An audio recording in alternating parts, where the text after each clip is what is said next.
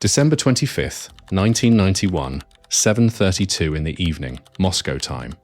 A flag comes down over the Kremlin for the last time, and an empire that once controlled a sixth of the Earth's land simply stops existing.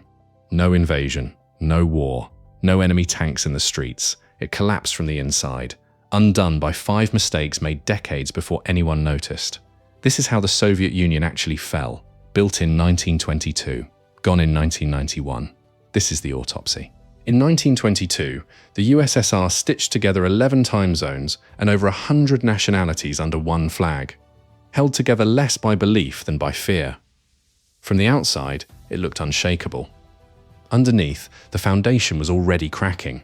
Mistake number 1 starts with a number: quotas. Stalin's planners set production targets with no regard for quality or waste, or whether anyone actually needed what was made.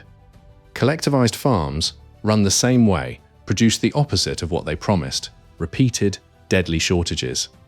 By the 1970s, Soviet growth had quietly stalled, while Western economies kept pulling further and further ahead. Under Brezhnev, the country settled into stagnation, comfortable enough not to panic, broken enough not to recover. For a while, oil money hid the rot. The Kremlin leaned harder on petroleum revenue every year just to keep the lights on. Then in 1986, oil prices collapsed, and so did the illusion. Store shelves emptied. The ruble lost its value. Millions faced a poverty the state had sworn no longer existed. A command economy doesn't bend when the ground shifts under it. It just cracks. Rationing cards became a way of life for goods that used to be ordinary. And the gap between what the state promised and what it delivered kept getting harder to hide. By the late 80s, even loyal party members were quietly starting to doubt the math. Mistake number 2 began on Christmas Eve, 1979. Moscow expected a short, decisive campaign. It got a decade-long wound instead.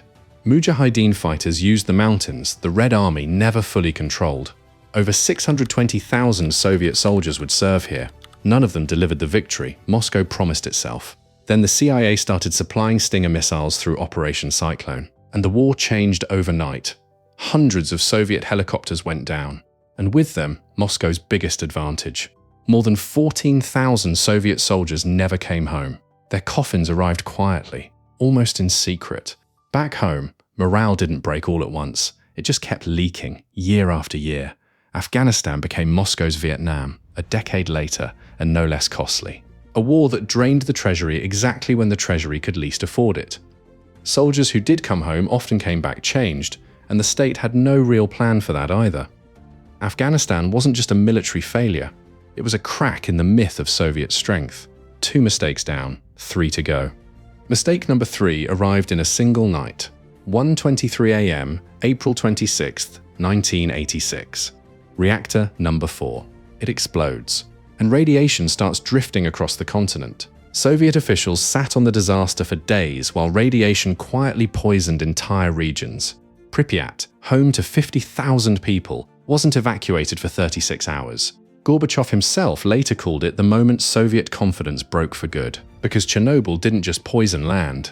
It exposed a system built on decades of lies, and a population that was starting to notice. A child's toy left behind, a classroom frozen in time, the cost of a cover-up, permanent. Firefighters and plant workers were sent in with almost no protection, and no honest warning of the cost.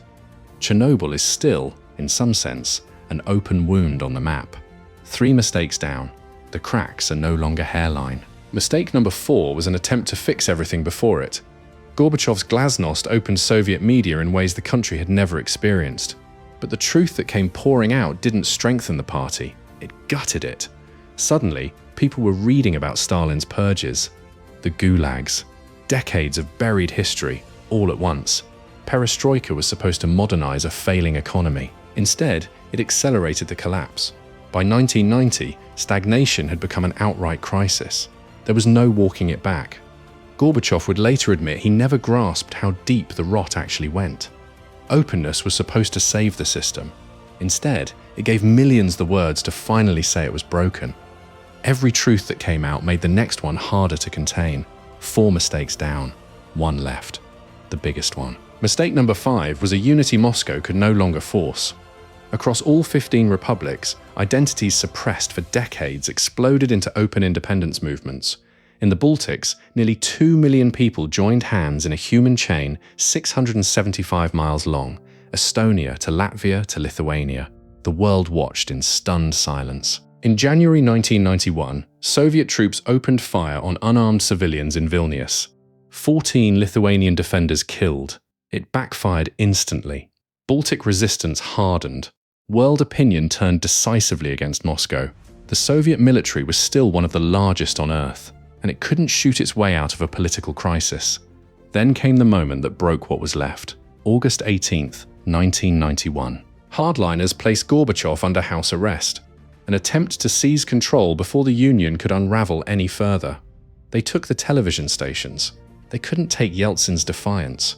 Muscovites formed human chains around the parliament, daring the army to fire on their own people. Key military units simply refused to advance. For 3 days, nobody knew which way it would break. Then, all at once, the plotters' nerve gave out before the people's did. Within 3 days, the coup collapsed, and whatever authority the party had left went down with it. One by one, the republics rushed to declare independence. 15 in total.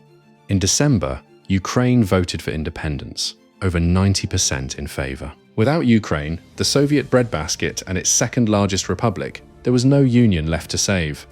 On December 8th, in a hunting lodge in Belarus, 3 leaders signed the agreement that ended the Soviet state. Gorbachev later called it a surprise. By then, he had no power left to stop it. 17 days later, he resigned on live television, defending reforms the country no longer existed to receive. At 7:32 that evening, the Soviet flag came down. The Russian tricolour rose in its place. 74 years of Soviet history ended that night.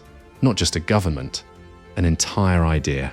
Millions of people went to bed in one country and woke up in another without ever leaving home. None of these 5 mistakes happened alone. Each one fed the next. Economic failure demanded reform. Reform cracked the system open and let nationalism pour through the gaps. Afghanistan drained the treasury the same year the oil crash stripped away its last cushion. Chernobyl discredited the state's word right as Glasnost gave people the language to say so. And a costly arms race with the West quietly convinced Soviet leadership they were losing a war they couldn't afford. Historians largely agree the collapse was inevitable. What still surprises people is how fast it actually happened. 15 new nations rose from the wreckage, each left to rebuild almost from nothing. Russia walked out of the ruins of its own empire and spent the next decades figuring out who it was without one. The lesson the Soviet Union left behind was a simple one. An empire held together by force alone will eventually meet a moment force can't survive.